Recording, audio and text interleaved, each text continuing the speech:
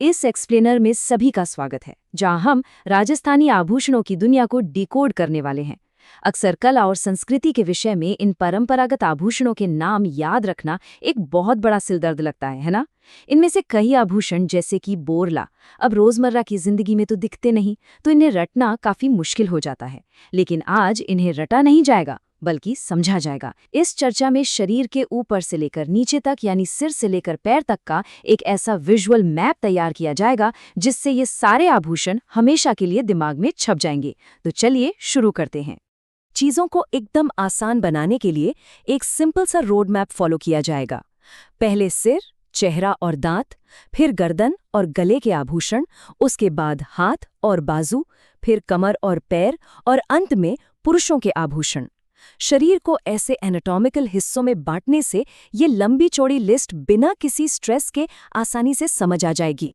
तो आइए सीधे गोता लगाते हैं हमारे पहले भाग में, सिर, चेहरा और दांत। शरीर के सबसे ऊपरी हिस्से के वो शानदार आभूषण जो किसी मुकुट से कम नहीं लगते। माथे पर पहने जाने वाले आभूषणों में सबसे फेमस है बोरलो, या जिसे बोर भी कहते हैं। अब इसका नाम बोर इसलिए पड़ा क्योंकि इसका शेप बिल्कुल खाने वाले छोटे बेर या बोर जैसा होता है, जो माथे के आगे लटकता रहता है। और अगर नाक के आभूषणों की बात करें तो बेसरी का नाम सबसे ऊपर आता है। किशनगढ़ चित्रशैली की मशहूर बनी ठनी की पेंटिंग तो याद ही होगी। उस पेंटिंग में जो नाक का आभूषण हमेशा के लिए अमर हो गया है, वो यही बेसरी है। अब सिर के एक और आभूषण टिड्डी भलकों की कहानी बड़ी ही दिलचस्प है। राजस्थानी कारीगरों की क्रिएटिविटी देखिए।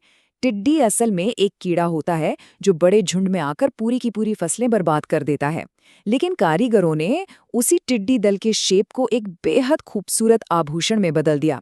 इसे पहनने पर लिटरली ऐसा लगता है मानो सिर पर टिड्डियों का कोई झुंड बैठा हो। मतलब एक नुकसान पहुंचाने वाले कीड़े को फैशन स्टेटमेंट बना देना। कमाल की बात है।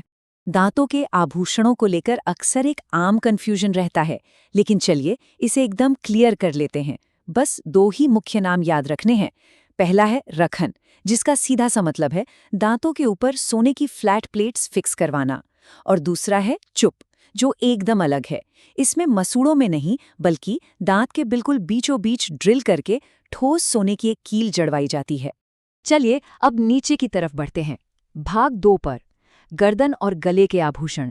यहाँ टाइट चोकर से लेकर लंबी जंजीरों तक जो वैरायटी देखने को मिलती है, वो सच में हैरान कर देने वाली है।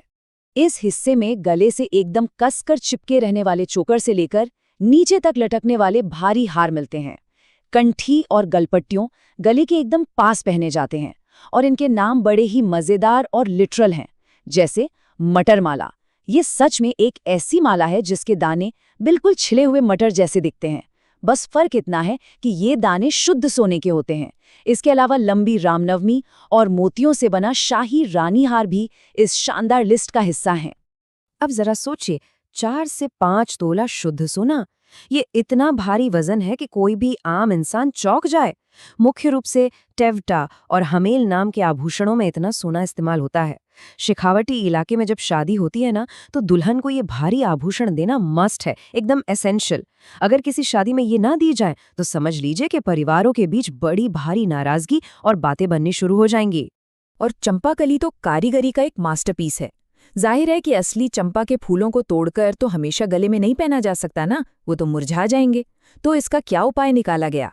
कारीगरों ने ठोस सोने को उकेरकर बिल्कुल चंपा के फूल की पत्तियां बना दी और फिर उन्हें मोतियों के साथ पिरो दिया।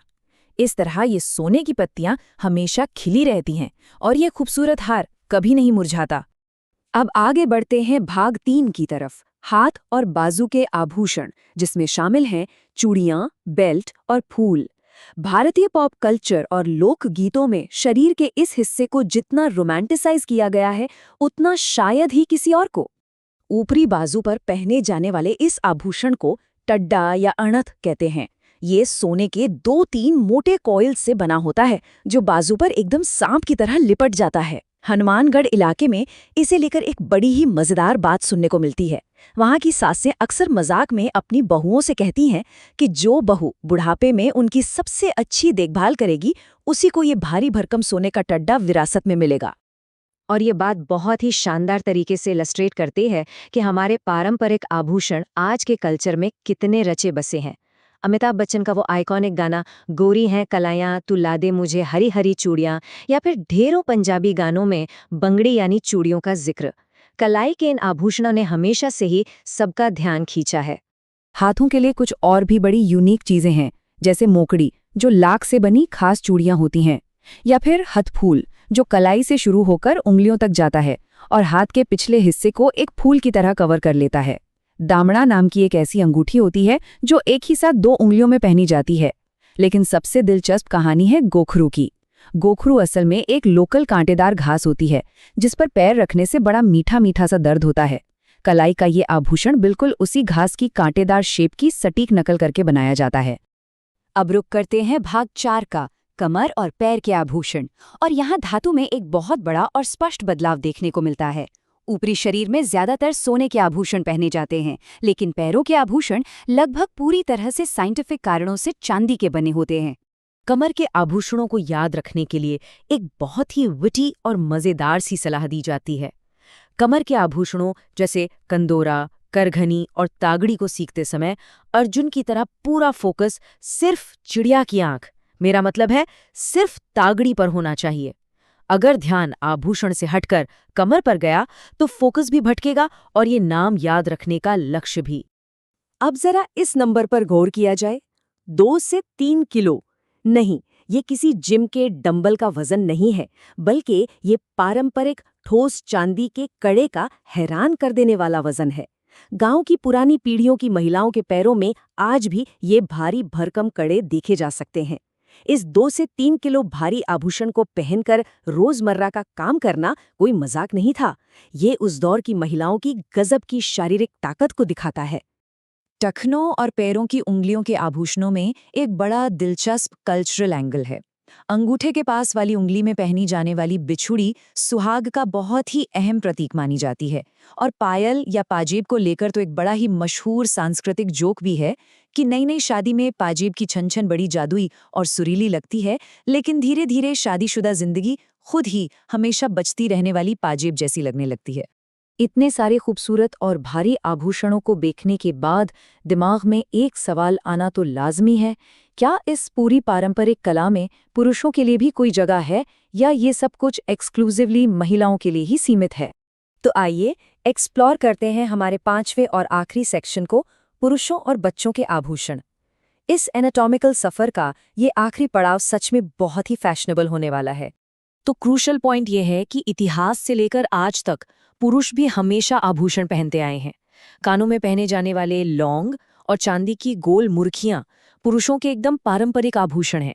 वैसे बालियां मुख्य रूप से महिलाओं का आभूषण मानी जाती हैं, लेकिन रणवीर सिंह जैसे हमारे मॉडर्न स्टार्स को देखकर साफ पता चलता है कि ये फैशन आज भी एकदम जिंदा है। इसके अलावा छोटे बच्चों के हाथों और पैरों में जो कड़े पहनाए जाते हैं उन्हें कड़ूलिया कहा जाता है। इस एक्सप्लेनर के आखिर में बस एक सवाल सोचने लायक है कि हमारे रोजमर्रा के आभूषण हमारे इलाके, हमारे इतिहास और हमारी विरासत के बारे में क्या कहानी कहते हैं। ये आभूषण सिर्फ रटने वाले शब्द या धातु के टुकड़े नहीं हैं, ये इंसानी इतिहास का एक जीता जागता नक्शा है। अगली बार जब भी कोई ट्रेडिशनल बोरला, तागड़ी या पाजेब देखने को मिले तो उसके पीछे की उस पूरी कहानी और शानदार कारीगरी को जरूर महसूस किया जाना चाहिए। इस एक्सप्लेनर में साथ बने रहने के लिए बहुत बहुत शुक्रिया।